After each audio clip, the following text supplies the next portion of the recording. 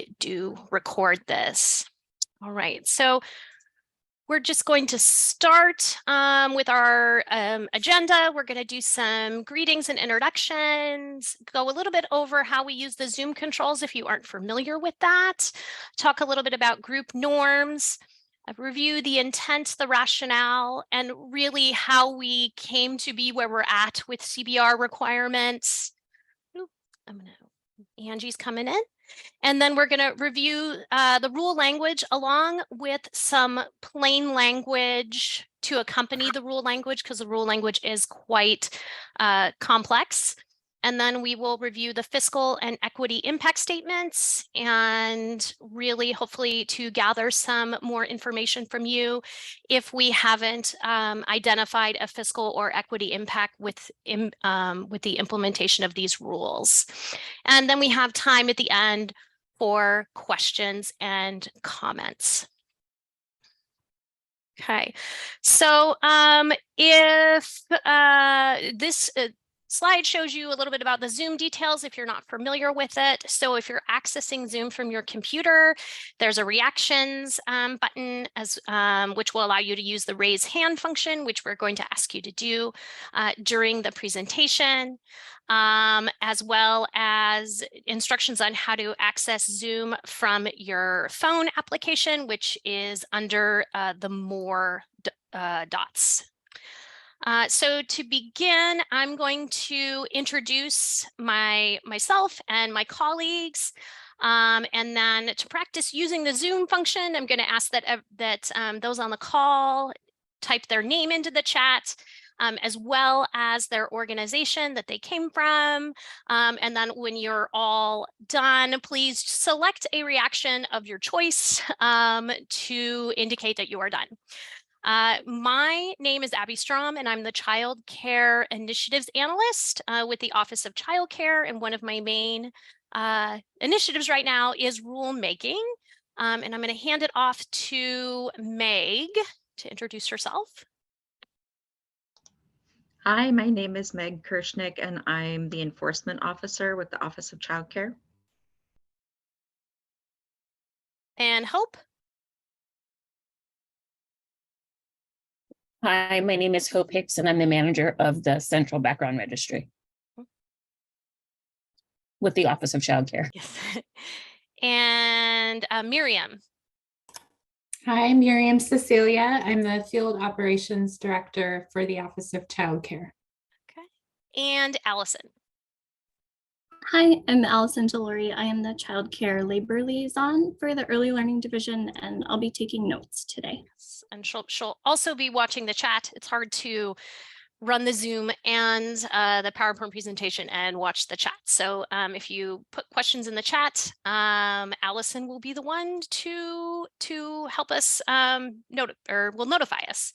And I see Rachel's here from the Eugene Family YMCA, and Anne from Cedar Hills Recreation Center and part of Tualatin Hills Parks and Rec, and Ryan, who's from Willamette Lane, I always pronounce that wrong, Parks and Rec District. Kristen from Mustard Seed Preschool in the Portland area, and Laura, who is the Creswell Clubhouse Executive Director, and then Angie, the Program Director from Neighborhood House, our Program Manager from Neighborhood House. Well, thank you. It looks like we're all really well versed in our Zoom controls. So next slide. All right, so our group norms. For those of you who have been part of a RAC, we really like to center ourselves in some group norms. So we would appreciate if you would allow opportunities for all voices to be heard, know when to speak up, and then when to step back to allow others to speak. We're going to remain focused on the scope of this committee as much as possible, which we will talk about in the next slide. And then we'll be open for respectful discussion. And when possible, please use the raise hand function in the chat for comments or questions.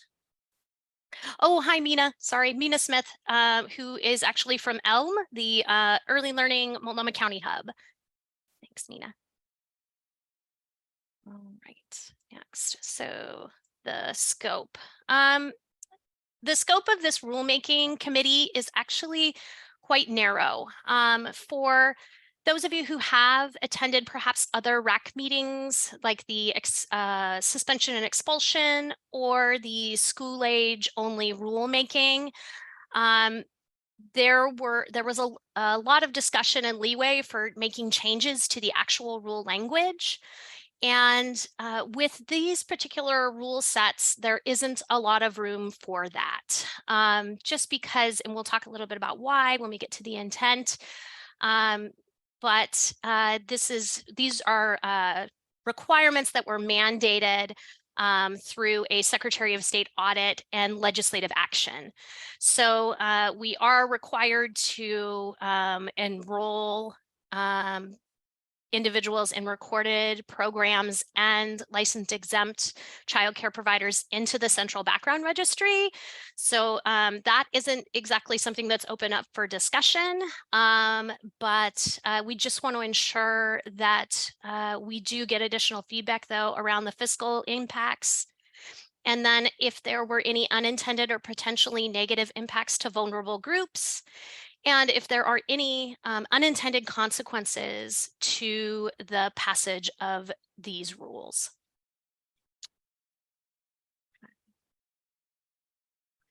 All right, so I'm going to talk just a little bit about how we got here. In 2020, there was a Secretary of State audit completed on background checks. And the results of that audit showed inconsistencies in background checks for adults working with young children. And as a result of that, the House Bill 4005 and Senate Bill 1547 were passed, which gave the authority to the Office of Child Care, the Early Learning Division, to complete background checks for both recorded preschool and recorded school age programs, as well as those that are programs that are license exempt that are receiving subsidy. So a lot of you might be familiar with the term ERDC, employee related daycare, but there are programs that are not required to be licensed, of course, that may receive those funds. And it was determined that those programs will become subject individuals and be enrolled in the central background registry to provide that consistency across all childcare settings in terms of background checks. So that really base layer of safety for children in care. As a result of that, those House bills and the Senate bill, there were changes, of course, to statutes to allow for the Office of Child Care to complete these background checks. And right now we are currently discussing our administrative rules, which we will be looking at 3 different rule sets, the school age recorded, preschool recorded, and then the central background registry or CBR rule sets today. Okay. And a little civics lesson if you didn't know where all this came about from. So in June of 2022, we did pass temporary rules. And when we pass temporary rules, we don't have to do a rule advisory committee, which is why there wasn't engagement at that level. And in June, we passed temporary rules that allowed recorded program personnel to begin enrolling in the central background registry as of September 1st. We put into place temporary rule language or framework for required CBR enrollment beginning in January of 2023 for recorded programs. And then it also required new license exempt childcare providers that receive subsidies, the associated staff and volunteers and household members to enroll in the CBR as of September 1st, 2022. All right, so now we're going to dive into the actual rule language and again, what this means for your program. And just for these next slides where we're discussing preschool, recorded preschool and school age, the language, the actual text from the rules is the same between preschool and school age. So if you see that it says school age in here, it's actually, you could replace that word with preschool. The language is the same in both rule sets. So this rule language in particular states that through December 31st of 2022, the school age recorded program must assure that criminal background checks are done on all staff and volunteers prior to having contact with children. Enrollment in the Central Background Registry, as defined in rule, that is not a limited enrollment as defined in the rule, shall meet the requirement for the criminal background check. So what basically does this mean for programs, recorded programs, is that it allows for previous background checks, which was required in rule for programs to complete, will be considered, as well as enrollment prior, CBR enrollment prior to January 1st of 2023. So essentially, volunteers and staff at recorded programs can begin to enroll in the Central Background Registry as of September 1st, but their existing background checks are still considered valid. Okay. Are there any questions around this particular rule or feedback? Is there going to be a timeline where those folks with the previous background, so if they were ran through BIB, that they will then have to transfer to the CBR? Yes. And the next rule speaks to that as well. So great question though, Rachel, and good transition. Okay, any other questions on this one? Okay. Again, lots of text. So essentially, this speaks to Rachel's question.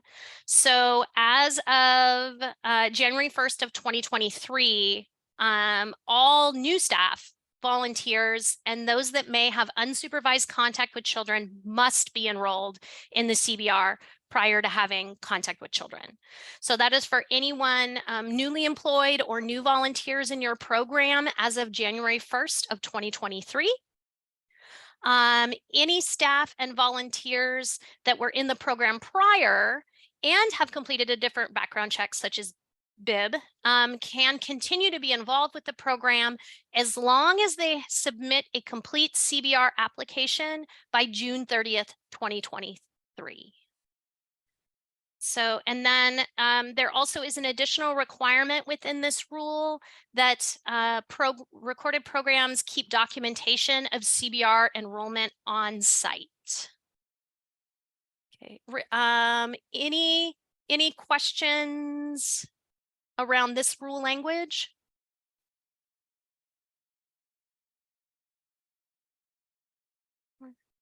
Okay. And then I'm actually going to speak to, or have, I believe, Meg speak to a little bit about limited enrollment, because you will notice that in this rule text, it does say enrollment, limited enrollment as defined. And limited enrollment is a new term to us both at the Office of Child Care and those that are familiar with the Central Background Registry. So Meg, if you could speak to a little bit about what limited enrollment is and what it means to programs. Sure. First, I want to distinguish limited enrollment from conditional enrollment, which is something you might be familiar with. Conditional enrollment is a step toward becoming fully enrolled in the CBR. Limited enrollment is new. It's something a little different. It's meant for basically two groups of people. One are the family members of children who are receiving subsidized care in their home. Now that we're requiring everyone in the home to be enrolled in the CBR, we don't want a family member who has a disqualifying crime to prevent the child from receiving subsidized care in their home. So this exception, it's a special limited enrollment for those individuals, and it parallels a waiver process that was at DHS when they were handling as part of their background check process. The second group of people are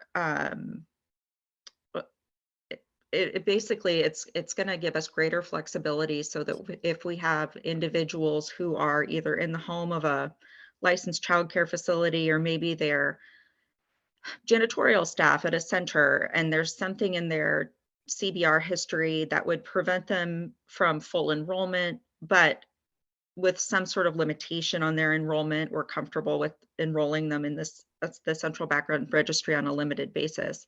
So we might have a condition like this person may not be unsupervised with children, but they would still be able to work in the facility doing other things. Thank you, Meg. Are there any questions about kind of this staggered enrollment or for the Central Background Registry for recorded programs or limited enrollment?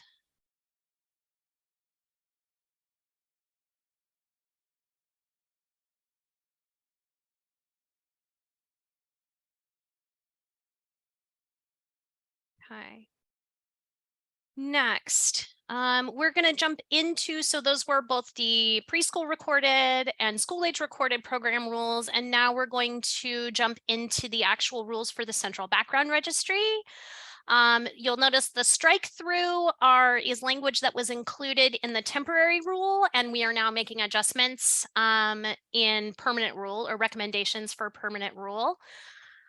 So the scope of the rules really identifies which programs are that those rules apply to. So, and the changes that came about were subsidized care facilities as defined in, and then below, and then recorded school age programs and recorded preschool programs. So basically this just identifies that CBR rules apply to these three types of care. And in the note below, in the definition below, we define what subsidized care facility is. The words in bold, which are regulated subsidy and relative caregiver, are in proposed permanent rule. And I would like to also just note that we are currently working on the definition of subsidized care facility to ensure that we are encompassing all the types of childcare that are required to be in the Central Background Registry and subject individuals.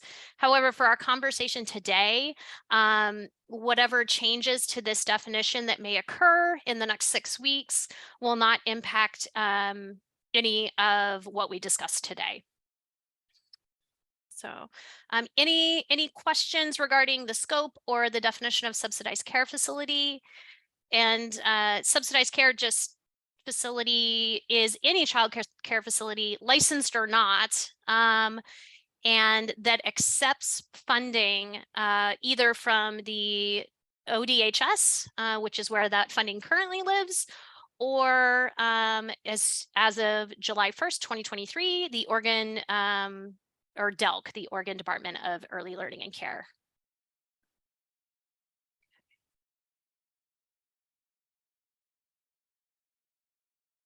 Okay. All right. So this under subject individuals within the Central Background Registry rule set is really where we identify what's required for licensed exempt providers receiving subsidy. So under K, and a subject individual is someone who is required to be on the CBR. So under letter K, and this is directly related to licensed exempt providers, they are allowed to begin enrolling in the Central Background Registry as of September 1st. But if they have a currently unexpired DHS background check, they can use that background check similar to recorded programs until that background check expires, and then they have to be enrolled in the Central Background Registry.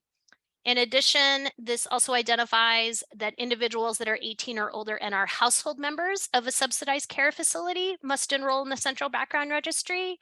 And then an individual in a subsidized child care facility who has attained 18 years of age and who may have unsupervised contact with children must enroll. So basically, if you turn 18 and they're living in the home, they have to enroll in the Central Background Registry. It also identifies that if you plan to operate, so this is that whole, if you're new as of September 1st to licensed to be a licensed exempt provider, you must enroll in the central background registry. L identifies that on January 1st, 2023, or again through starting in September, if an individual submits an application for enrollment at the operator or an employee of a recorded preschool or recorded school age program. So this is, again, identifies that those that are in, working in, volunteering in, and may have unsupervised access to children in recorded programs must be enrolled in the central background registry after January 1st. So in individual, and 2 is identifies that an individual in any of the above facilities or programs who may have unsupervised contact with children is also a subject individual and therefore must be on the central background registry. And that this includes, but is not limited to, permanent or temporary residents of the home or facility or persons visiting on a regular basis. And really, what does this mean for your program? That existing licensed exempt providers receiving subsidy can continue to operate on their background check completed by ODHS until it expires, and then they must enroll in the central background registry. And those that are new licensed exempt providers applying after September 1st must enroll in the central background registry. This also identifies that individuals who live in, work, volunteer, or are in the program on a regular basis, and this includes anyone who may have unsupervised contact with children, is considered a subject individual and must be enrolled in the central background registry. Okay, are there any questions about this, either on the licensed exempt side or who needs to be enrolled in the central background registry?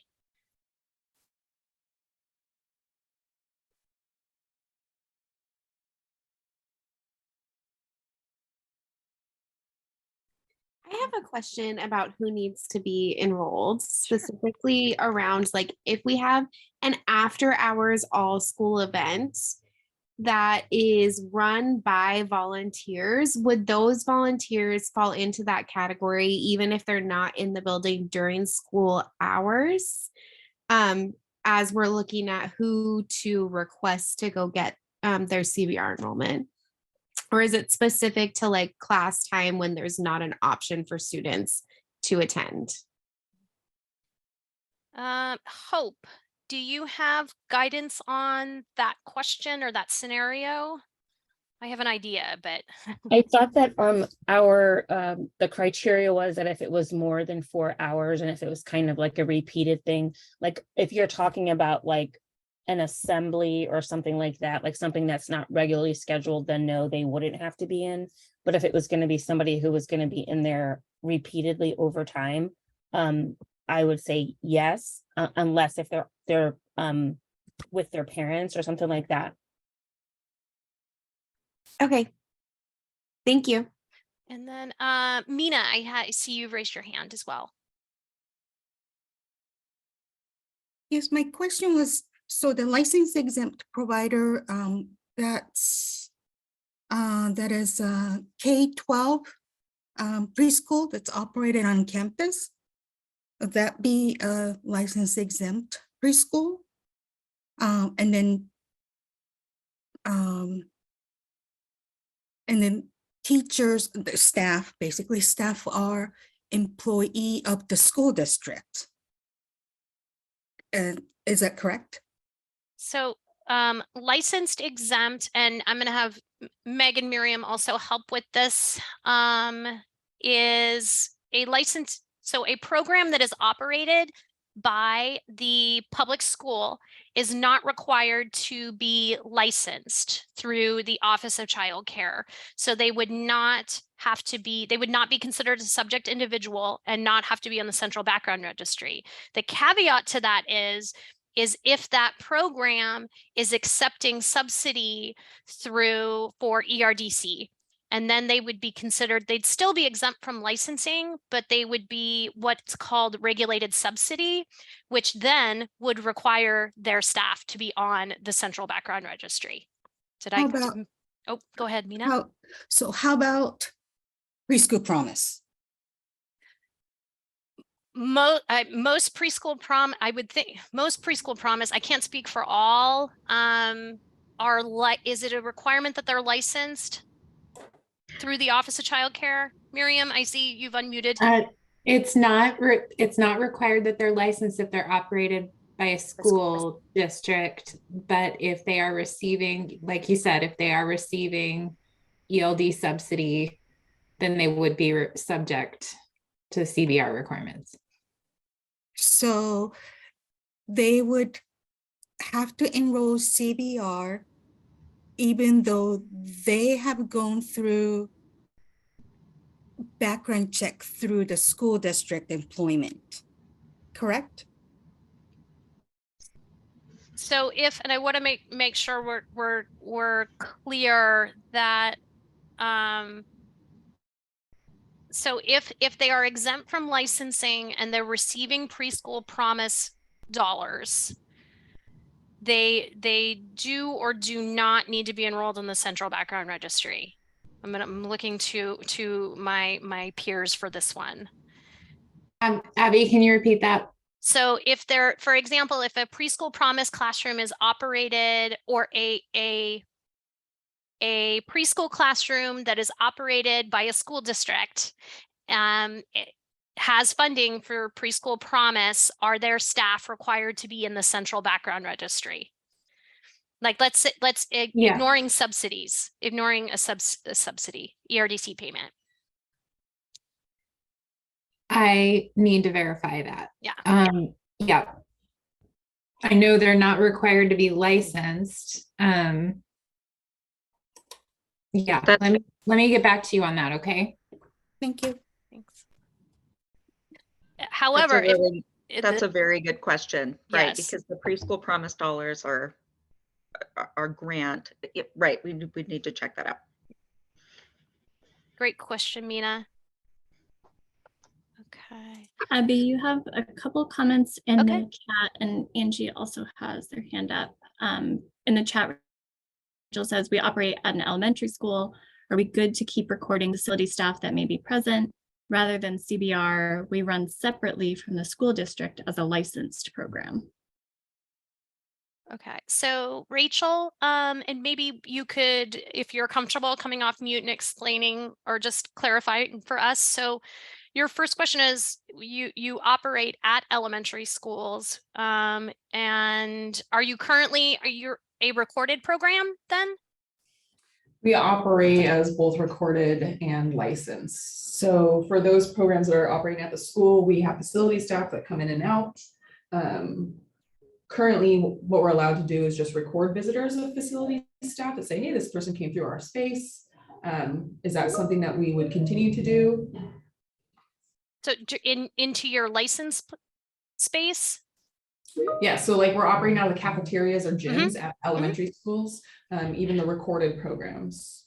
Okay, so with the license program, you would continue to follow licensing rules regarding visitors who are not on the central background registry.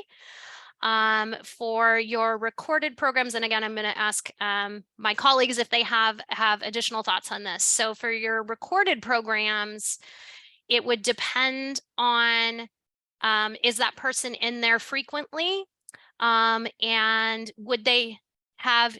is there any chance that they would have unsupervised contact with childcare children to be enrolled in the CBR? Hope, do you have? And I can explain a little bit about why there's a difference here and Hope can also speak to this as well, is that licensing has so many more requirements. So exactly, like you're required to have a policy about how visitors to your program that are not in the central background registry will not have unsupervised contact with children, and you have to maintain a log of arrival and departure times. Versus recorded programs, there aren't as many, there are very few rules, right? So there's potentially more opportunity for those that are not enrolled in the central background registry to have contact with children. Correct. we operate our programs just as licensed programs. Our folks just have a different background check in those recorded programs. But I'm talking about like the custodian who's going to come through and grab our trash, or the food service folks who we're almost kind of sharing a space, you know, because the kitchen and the cafeteria together, and I wouldn't imagine that they would ever be unsupervised with youth, but there's always a chance, like if they accidentally walk into the bathroom while a youth is in there, that shouldn't happen. We should be monitoring those things, or you know, passing by. But And Hope, did we discuss this scenario as well? We did discuss it, and I know that in the rule for subject individuals, we do consider custodians to be subject individuals. And I would say that if you had food workers, staff who were in close proximity to children, and there's the possibility of having unsupervised contact with childcare children, I would say that they would need to be in the CBR. I think that where we distinguish was like people that were there. Like I think we were talking about like a recorded program that was in a church, and you were talking about clerical staff that's far away from kids and kind of making that distinction. But I think that when you have someone who's going into the classroom where there are children present, I think that we would default to they need to be in the CBR. so I don't know if this is the time to bring this up, but that is going to be very difficult for us to require the school districts to have their staff be registered in the CBRs for us to be operating at the schools. So we would then essentially have to remove ourselves from that school and not be able to serve as many youth or families. We actually, I mean, we have a lot of contact with ODE, and we're very aware that we don't statutorily, we cannot accept another agency's background check because we can't we can't share the information like between that we get from OSP. So we have a lot of people that are affiliated with schools that are in the CBR. We have the ESDs who we do the background registry check. So it's not an uncommon thing for that to be a thing. So I don't think it's probably the barrier that you might suppose. I would disagree currently, as background checks are taking 6 weeks to process. So that would hinder our programs from operating. If that delay continues. I imagine it probably still won't be the 6 weeks, but if you have a custodian that's been out of state in the last 5 years, that's going to take longer. Well, or if you have a new custodian, there's, as you know, the school districts are struggling with staffing. So you have new staff that roll over. That's going to take some time for that to process. Well, we don't anticipate that it's going to continue to take as long as it's taking. And I would suggest that janitors and people who would be, I don't know, other people that would be licensed or a background check by the schools, that they would only need to be conditionally enrolled in the CBR. And so conditional enrollment can take, as soon as that person goes and gets fingerprinted, they could be conditionally enrolled in the CBR. They wouldn't be waiting for out-of-state background checks, because that would be part of active enrollment. And a janitor would have no reason to have unsupervised access to kids. So a conditional enrollment would be fine for that person. And for the people that you're kind of talking about, conditional enrollment would actually be totally acceptable.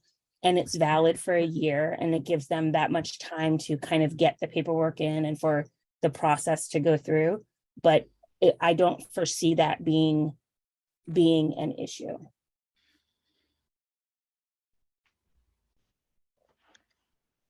There, Abby, we've got a few people with their hands I up. think Yes. Angie, oh, go ahead. Go, yep, Angie, sorry. Thank you, Allison. Hi, I just want to be really clear about volunteers. So I'm a licensed school age program in Portland Public. All my staff go through the CBR. but volunteers just get background check through our agency. So starting on January 1st, does that change? So if you are a licensed program through the Office of Child Care, no, this does not change for you. The rules for volunteers in terms of their enrollment in the Central Background Registry for volunteers have not changed. So if you have a volunteer who functions as a staff, they would be required to be enrolled in the Central Background Registry if they are 18 or over. If your volunteers do not function as staff, and they never have unsupervised access to children, then you just continue to log their time in your program, and always ensure that they are with someone who is enrolled in the Central Background Registry. Okay. Miriam, Yeah, do you have any additional? I just want to make sure that did I answer your question? well, we have a policy that volunteers are not in ratio and they're not left alone with children. So, Yeah. Okay, thank you so much. You're welcome, Angie. Kristen. Just to call back to the comment about getting other employees from other organizations into the Central Background, we're currently renting out of a church and the building will become ours next year. So it's less of a long-term concern for us, but we often really struggle to get the church employees where we rent because we're not a part of their program to abide by the rules that we set for the school. And so I'm wondering if in that same vein that we were talking about with public school employees, because we run into the same thing too, where we'll have a custodian or someone coming in to fix something and we try and keep it outside of school hours, but almost never is it followed through with in that way. I'm wondering if literature or something like some kind of letter or something that comes from the ELD and says, here's why we need this. And this is the levels of qualifying people from your organization as an agency that houses a school or houses a program wouldn't be beneficial, because I see the connections between the ELD and ODE. But for programs like ours, where we're renting out of a building and it's really hard to find appropriate classroom spaces these days, and I don't want people to lose the opportunity to rent out of places like this where we're a non-religious program in a religious building, having that literature, having something that formally states why we're asking for this, I think would go a long way. That's less framed like it's for educators who we all know how these things worked, and more for like somebody who has a potential to push back on rules and regulations because a lot of them don't apply to them. Things like that. I don't know, just something to think about in that conversation we're having on like asking outside organizations to have CBR enrollment if they're going to be near the kiddos. Thank you, Kristen. That was great feedback. Laura. I'm just wondering if there's a way that we can add to the rule that says the Oregon Department of Education must share their background check information with Oregon Early Learning Division, and that problem is solved for everyone across the board, licensed, recorded, anybody. I think there's a problem. We need the individuals to consent to have their background check performed, right? And so we could have an agreement with the Department of Education, but I don't think they would be able to provide us with that information because it requires the individual's consent. That's just signing a piece of paper versus having to go get fingerprinted. And The criteria of the background check are different. Processes are different. There's also a statute that doesn't allow agencies to share that information. It's a non-dissemination statute that's under the auspices of the Oregon State Police, where we cannot share that information. Agencies just can't cross-contaminate their information. ODE has to get their own information from the Oregon State Police and the FBI, and we have to get our information and can't share that information. In terms of the different aspects of the background checks between the CBR and between the K through 12, the CBR, we're regulated by the CCDF, where we have to do certain checks that we're required to do in order to basically fund our program and to make sure that we're not charging for application fees and FBI fingerprinting fees. And so we have a clear list of things that we have to check, including CPS records, Oregon court records, sex offender registries, and our background check is one of the most comprehensive in the state, which is why we can't share information. And I think us accessing CPS, I don't think that we would have permission to, or the right actually to kind of access information in CPS and then share it with another agency. So I mean, I think that everybody always says that, like, you should just share. And it's like, well, that would be great theoretically, but we just can't do that. How do we take it from theoretical to a statute? I don't think, I mean, I think it sounds good theoretically. I don't think that, I mean, I guess you have to convince Oregon State Police to allow everybody to share the information. And you know, to put it very practically, the searches that we do, the background checks that we run, we pay OSP for each check. So if we're paying for each check, then ODE is paying for each check. So you're going to have to convince ODE that we're going to share the information amongst all of the agencies, and we're going to greatly reduce their income. So good luck. It's also like just from a matter of public privacy, like these are some of the most personal private details about a person that any government agency holds. And I don't think we want to live in a world where government agencies are freely sharing that kind of information. I think each agency should have to make their own limited search for very specific reasons. I guess I disagree. I totally understand where you're coming from. Mina? Thank you. I have two points. For the equity point of view, for the immigrant to come in to the United States, we would have to go through a significant background check to be accepted in, and then let's say get the job as a janitor, which wouldn't be paid much at the school district, and have to go through another background check to prove that you're trustworthy and employable, and then find out that we have to get another background check because that campus I'll be cleaning is have a preschool, and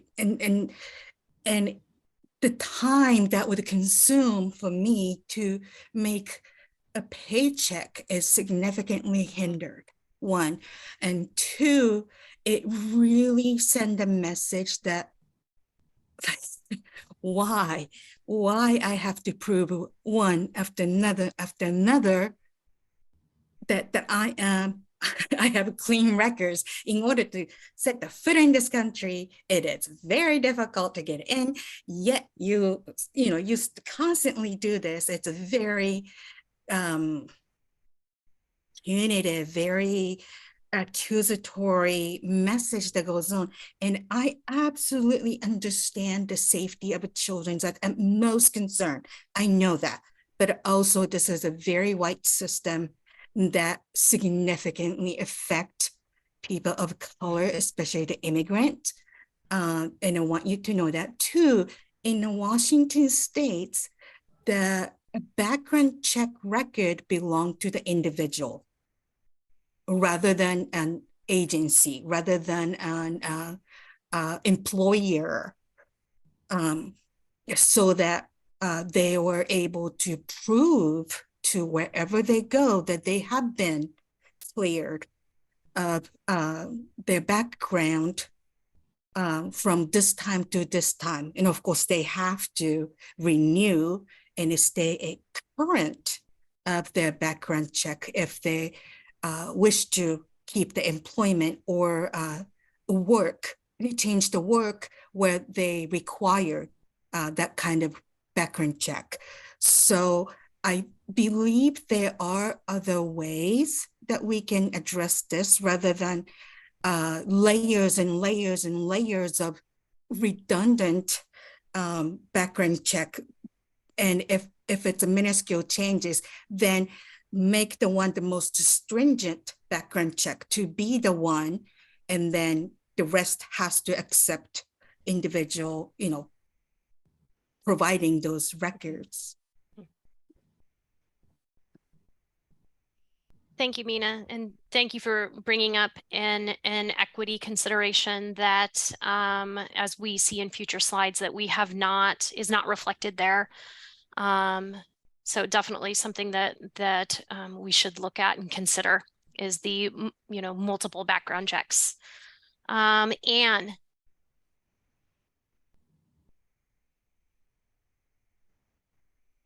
If I could get myself unmuted. Just real quick, looking from a school district administration point of view, maybe a large school district, which is what we work with, to ask them to require background checks of some individuals, but not others, as a leaseor in their building or leasee in their building. I don't see them seeing that as an equitable situation, that they would require some employees, because of us maybe leasing a space, they would require some individuals and not others to have that background check done. And so that, it would be a lot easier to tell me that I can't lease their space anymore. And so that's just making it more difficult, for childcare providers to function in those school district spaces. And that's the last thing we want, right? Because of equity and because of getting programs out for families and for kids to be able to participate in. But it would be, it's same here. It would be difficult if I was leasing a space to someone, which we do in some of our buildings, our recreation centers. If they came and said, hey, this person and this person on your staff have to do XYZ. As an organization, that would be tough to say, oh, only XYZ at this center has to do this, but no one else in our organization does, to keep their job. That's just not, it's not fair or equitable to those individuals. So we might need to look from the school district point of view of whether that's actually something that's going to happen, because I would lean toward it will not. Thank you, Anne. And Rachel, I believe, and then I think we are going to move on, because I do agree with Kristen's comment that some of this is that you've brought up is really beyond the scope of this, but we do recognize that there are or could be significant challenges, especially for programs that are located in buildings that they do not own nor control, who comes and goes. Okay, Rachel? So I apologize if this isn't within the scope, so I'll just keep it quick. Just an idea for those recorded programs, if the CBR is recorded for everyone as of, June 30th, 23, could it not be a rule within the recorded programs that anyone without a CBR is not allowed to have unsupervised access to youth? And then that would solve that problem. Okay. Thank you, Rachel. Yep, and hope give a thumbs up. I think Allison, please jot that down. Okay. I believe we have no more hands raised, so I'm going to move on to the next slide, which gets us into the impact statements, both fiscal and equity. And several of you have brought up some other equity impacts that we have not identified, and Allison has written those down as something that we need to explore more. We're going to start today, though, with in terms of fiscal impact for recorded programs. In the previous rule requirements for recorded programs, it required that staff have access to children complete a background check. And the rule did not specify which background check was being used. And we did an estimate of cost per individual, depending on which background check. There are some out there that are free. And then there are more comprehensive background checks that can cost anywhere from $30 to well over $100, depending on what company that you use. And with the updated CBR requirements, the Office of Child Care, or ELD, covers the cost of the Central Background Registry enrollment, including the application fee, fingerprint costs if using field print, and then any costs associated with out-of-state background checks. And oh, that shouldn't say that, but if using a field print office. So if you do not use a field print office, or an individual doesn't use a field print office, it can cost anywhere from $5 to $100, depending again on which service you use.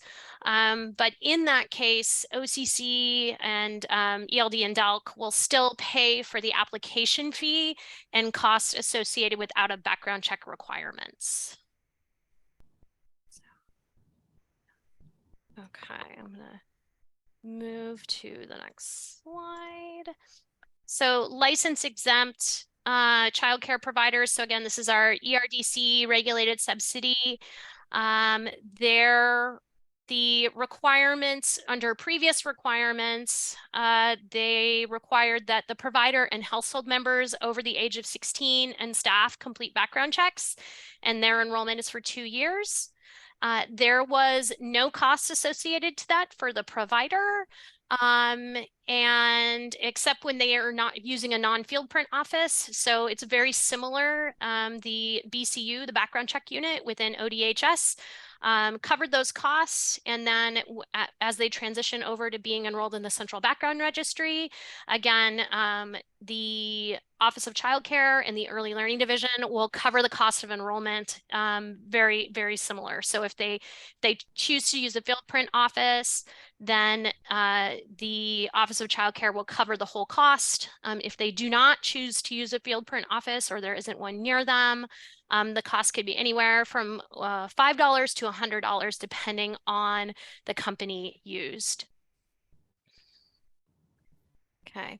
So in summary for fiscal, so depending for recorded programs, depending on which background check company that you currently use, there may be significant financial savings as the organization or the individual themselves will no longer have to pay for that.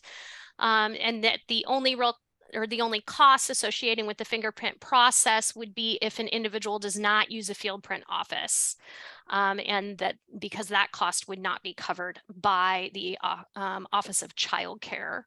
And again, this only now with the enrollment in the Central Background Registry being 5 years, there again would be less costs associated with that. For licensed exempt providers, there's no fiscal impact in regards to the fingerprint process because the background check was also previously paid by ODHS, and that OCC and ELD will assume the costs associated with the Central Background Registry, again, except if you do not use a field print office. And as with any change in process, there may be risk that the provider does not complete the CBR application timely, which may impact the provider's ability to collect subsidy payments. One positive financial impact could be that there's an ability to gain employment in childcare centers or to become a licensed provider because they're now enrolled in the Central Background Registry, which could result in additional income. and that providers will no longer have to resubmit their eligibility every 2 years, which would minimize the administrative burdens as the CBR enrollment is good for 5. Abby, are- I have a Oh, yep. question in the chat. Mina asked, are field print offices easy to reach in each county, especially in rural areas? Hope, or do you have, I think we do have some we have information on that, correct? Yeah, I believe that there has to be, I mean, the field print within within 30 miles. And I believe that if it is more than that, I think that we do make arrangements, I think. I hope I answered the question. My dog was bothering me at the same time.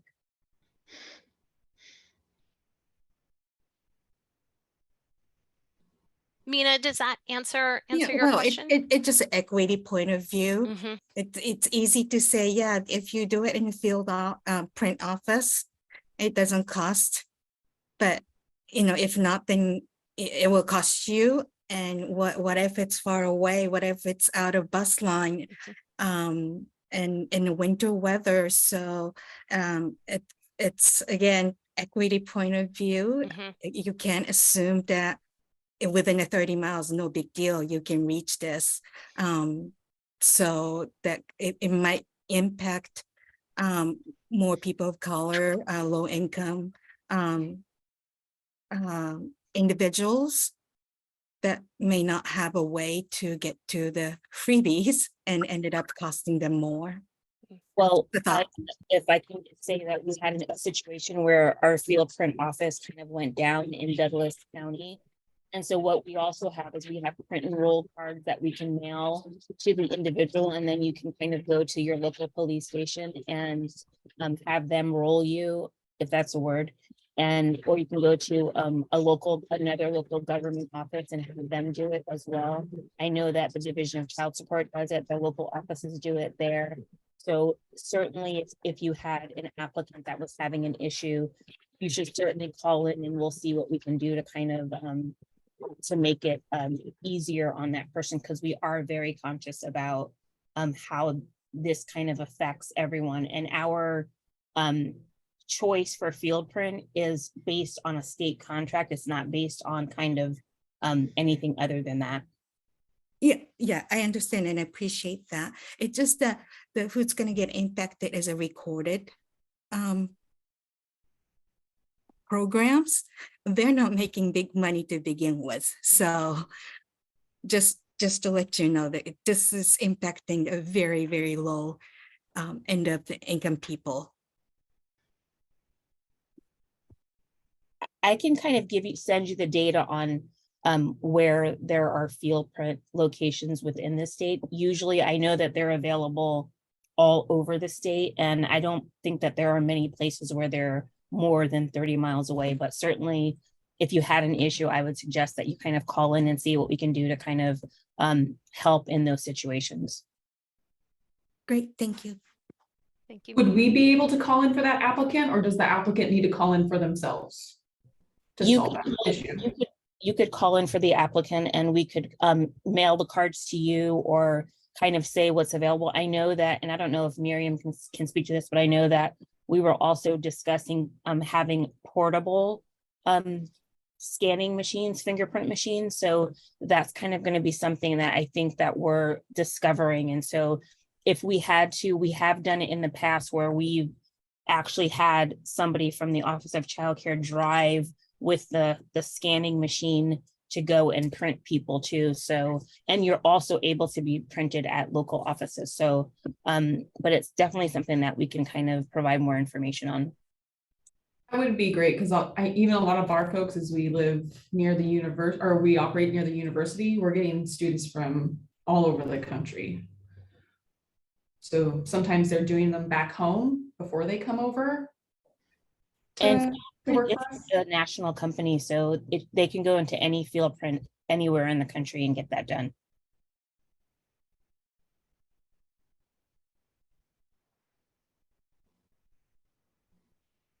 Okay, thank you, Mina. Are there any other fiscal or economic impacts that should be considered? I'm wondering, are we considering the fiscal impact of not like the fingerprinting process and the background check taking so long that we can't hire staff and then we can't have the kids in the building and then we can't exist?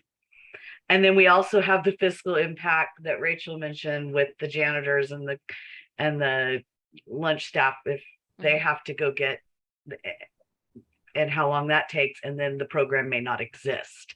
So the fiscal impact could go all the way to closing programs, in my opinion.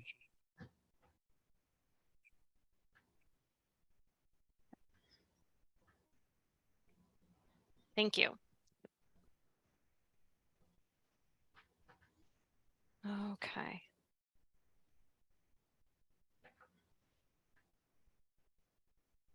Next, here we go. Okay, we are going to, and we've already heard several ideas and several other considerations for the impact on equity. We do want to call out that that we have limited data on including demographic information on those working and those utilizing services within recorded school age and preschool programs, and that it is difficult to state the racial equity impact specifically for these programs because of that. We do, though, however, want to call out that according to data cited from the Oregon Criminal Justice Commission, there is a disparity in the number of probation and local control intakes and prison intakes suffered by members of Oregon's Black, Latino, and Native American populations, and that this may lead to a disproportionate background check results, which may result in disparate denials in the CBR applications.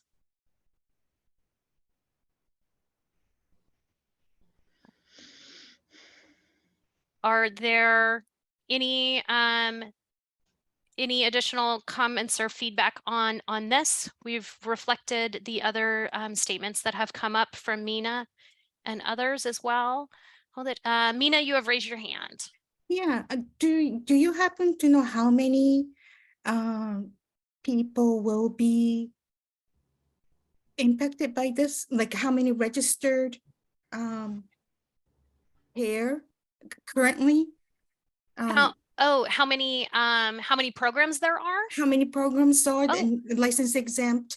I do. Registered so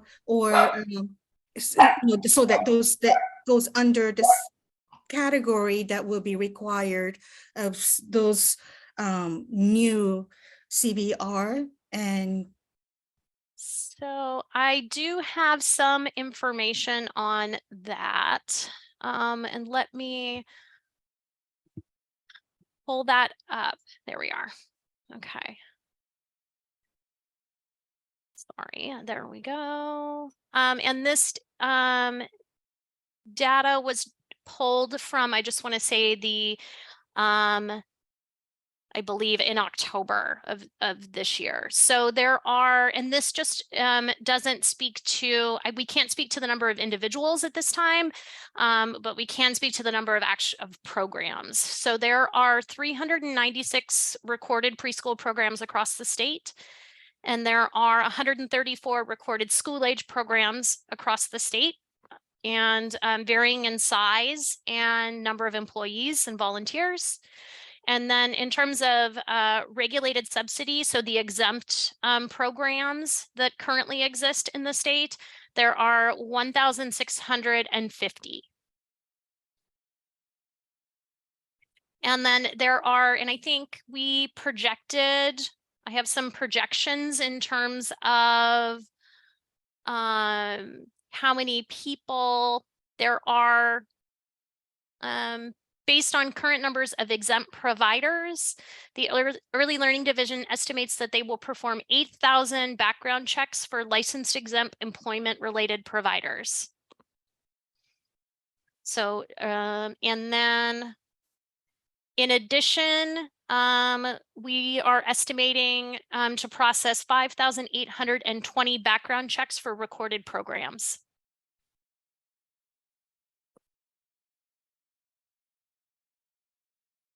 A lot of people. Laura. I'm curious if any staff was permanently added to the central background registry due to the increased number of folks that will be utilizing the services. Well, that is an awesome question. So just this week, we've hired 4 new background specialists, 3 intake specialists, and we currently have other recruitments out for, I think, 4 more background specialists and 9 more intake specialists. So we're working on it. So it's getting better. Thank you. Okay. Angie, do you have your hand up? I was trying to use my clap. Okay. So happy. Yay. Yes, that is great information. Rachel.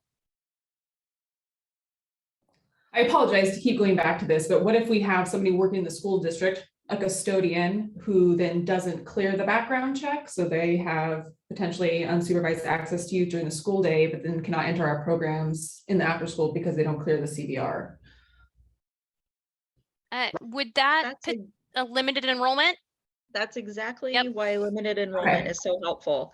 And also with I just want to say with the example of like the staff in the building that also includes the program, those are all going to be very fact specific. And I think like if there were ways to ensure that the other staff like had 0 access to childcare children, you know, I think there's room there for us to consider each one on a case by case basis and make reasonable decisions about who needs to enroll. Maybe that's all I'll say. Thank you, Meg. Okay. I'm going to just move us to the equity impact because they're a little bit different and we have a little bit different, we have a little bit more data in terms of license exempt childcare providers. So currently with the ODHS, the provider listing form, which is required, the race-based data is voluntary, but from the data that we do have, there is a higher percentage of Black or African American license exempt non-relative providers than the percentage of Black or African individuals living in the state of Oregon. And again, so this could disproportionately impact that group. And we again state that we just know that there's a disparity in the number of probation and local control intakes and prison intakes for specific members of the Black, Latino, and Native American populations, and that this may lead to disparate background checks and denials on the CBR, and therefore a denial of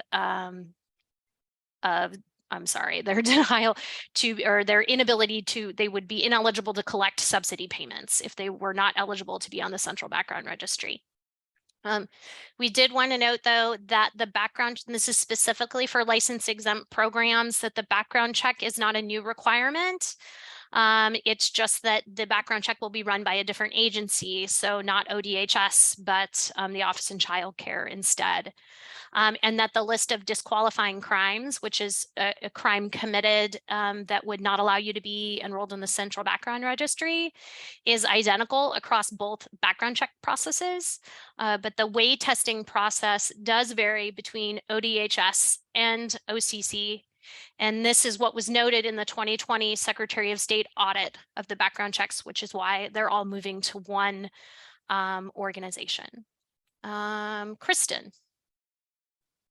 I just wanted to say that as a license exempt regulated subsidy, we've gotten feedback and we have a very diverse staff and a very diverse group of students as well, that this process for the CBR actually, our staff enjoyed it more, I guess is not like the best way to say it, but as the process we used to have to go through with ODHS, they would fill out like one box on an application form and give it back to us. And then I would be responsible for reapplying, basically filling out the exact same application we applied for our status with the new staff member added. And they felt like there was like this lack of control, like they were relying on me to mail that in because they couldn't directly do it themselves. And so specifically from some of our minority employees, they wanted me to share today that like it felt like they had more control over the background check when they can go online and do it themselves and fill it out and get it back versus like having to like rely on this piece of paper that they hand me that I then have to mail to someone else. And it just felt like this process was less stressful for them through the CBR. Thank you. Hope did a heart reaction. We appreciate that feedback and we're glad to hear. And Anne says she agrees as well. Thanks. One last slide on equity, and then of course open to any additional feedback on this. And this also reflects directly back to the Secretary of State audit, is really the consumers of the services and how children and families utilizing recorded programs, wow, I should have edited that one, will have the assurance that the adults working in these programs have been vetted through the same background check process as licensed childcare programs, and recognizing that recorded programs, subsidized care facilities serve diverse populations, and that enrollment in the CBR provides the same level of protection for children, no matter what setting they are cared for. So, Abby, there's one comment in the chat. please make them in many languages available. Oh, do you mean the CBR application itself? Yes. Mina? Yes. Okay, I On the believe. she said it's on a paper. It's like, oh, if it's on a paper, make sure there's. I know it's if it's an web based, you can change the languages, but if it's on a paper, more than just Spanish for the other languages will be much appreciated. And Hope, I think, can also speak to this. I believe in paper, it's available in Spanish, Russian, Vietnamese, and Chinese. Mandarin or traditional? Traditional. Thank you. Yeah. And both for ODHS and for OCC currently. Mm-hmm. And then we do, I believe, also offer services to support translation into other languages. Great, thank you. Yeah, thank you, Mina. Okay. All right. Okay, we are near the end of our presentation. Are there any additional questions or comments that we can include today or address today?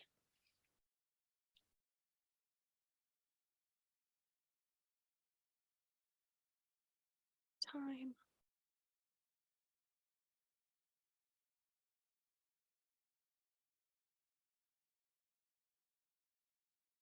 Okay. And if something comes to you, please let us know. Stop us anytime. I just wanted to give a timeline and next steps. So Abby, we have a question? Yep. Okay. Let's say, is the 7494 still going to be used, and will that portion that Kristen is referring to be removed from the form? I'm not familiar what the 7494 is. Is that something that ODHS has? Yes, it's prior to the on-site visit. Okay. And is this something that I can reach out to our ODHS partners and get back to you on, since I have your email? Absolutely. Yep. Okay, Perfect. definitely will do that. Okay. Okay. And Allison will hopefully write that down so I can follow up. I guess that left me with a question too. If we're not, because we have to notify ODHS every time we add a staff member and then we submit the background information form and the reapplication form. Do we have, is that process going to look different now that new staff members will be going through the CBR as far as notifying DHS of add additional staff members? Or is there a different pipeline for that now? That's a great question. Oh, Hope, you came off I did. mute. Okay. I'm not sure, like you may still have to, but what we have when you apply online, we link the application to the facility. And so DHS gets notified that you've added someone because we have like a Power BI that they access, and they would see the name and the number would be the same, whatever the identifier is would be the same. And so you would be grouped under that that facility. Okay, great.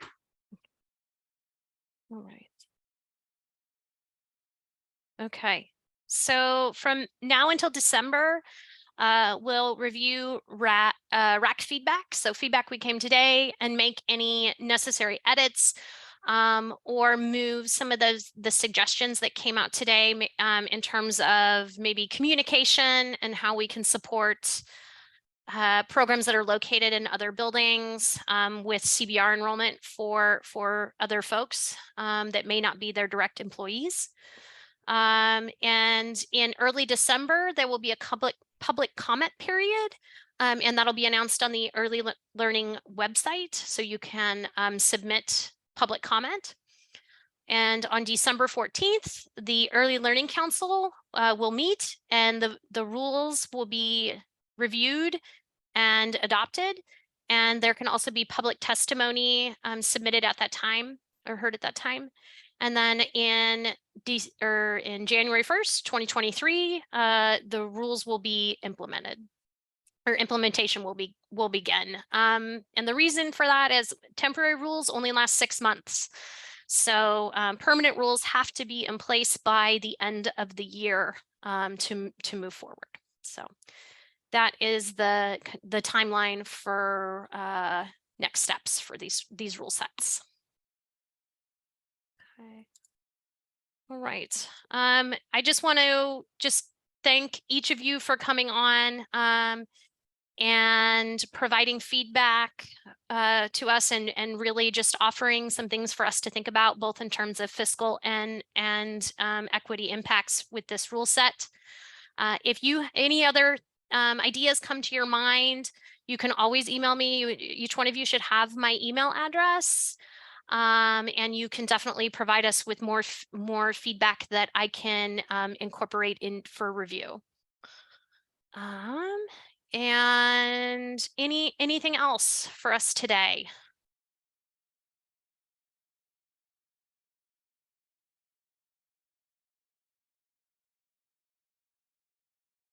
Okay, and yes, thank you, Rachel, for showing up, and Anne and all the and Kristen and everyone and Ryan, and my ELD peers who answered the really tough questions for us today, and Laura, yes. All right, enjoy the rest of your afternoon. Okay, I'm gonna end the Bye, recording. everyone. And Nina. Okay. Sharing the meeting.